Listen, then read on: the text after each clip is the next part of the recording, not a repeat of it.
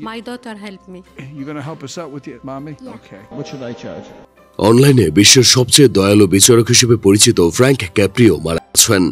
যুক্তরাষ্ট্রের রোড আইল্যান্ডের এই অবসরপ্রাপ্ত বিচারক কট ইন প্রেসিডেন্স অনুষ্ঠানের মাধ্যমে বিশ্বজুড়ে খ্যাতি পেয়েছিলেন। তার বয়স হয়েছিল 88 বছর।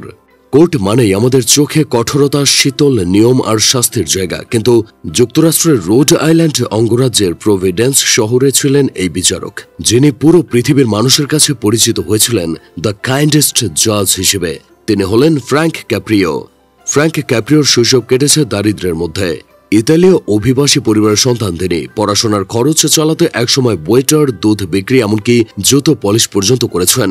সেই মানুষটি একদিন পৌর আদালতের প্রধান বিচারক হলেন। তবে তাকে বিশ্বাস করেছেন তার মানবিক বিচারধারা। তার কোর্টে আসা মামলাগুলো সাধারণত ট্রাফিক আইন ভাঙা, পার্কিং টিকিট বা ছোটখাটো অপরাধ, কিন্তু প্রতিটি মামলায় তিনি শুধু আইনের বই দেখেন না, বরং মানুষের চোখে চোখ রেখে তাদের গল্প শোনেন। একবার এক বাবা ছোট ছেলেকে নিয়ে কোর্টে এসেছিলেন। বিচারক মজা করে ছেলেটিকে জিজ্ঞেস করলেন, তুমি কি বাবাকে ফাইন দিতে বলবে নাকি ক্ষমা করবে? ছেলেটি নির্দ্বিধায় বলল, ক্ষমা। বিচারক হাসলেন, মামলাটা মাফ করে দিলেন। আবার এক বৃদ্ধ ভেটেরান কোর্টে এসে জানালেন বয়স ও অসুস্থতার কারণে তিনি ট্রাফিক আইন মানতে পারেননি। ক্যাপ্রিও তার কাহিনী শুনে সব ফাইন মকুব করে দেন।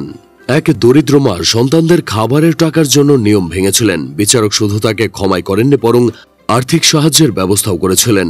এজন্যই তার অনুষ্ঠান কট ইন প্রভিডেন্স সারা বিশ্বে ভাইরাল হয়। মানুষ তাকে ভালোবাসে কারণ তিনি প্রমাণ করেছেন আইন মানে শুধু শাস্তি নয়, আইন মানে ন্যায় আর মানবিকতার সমন্বয়।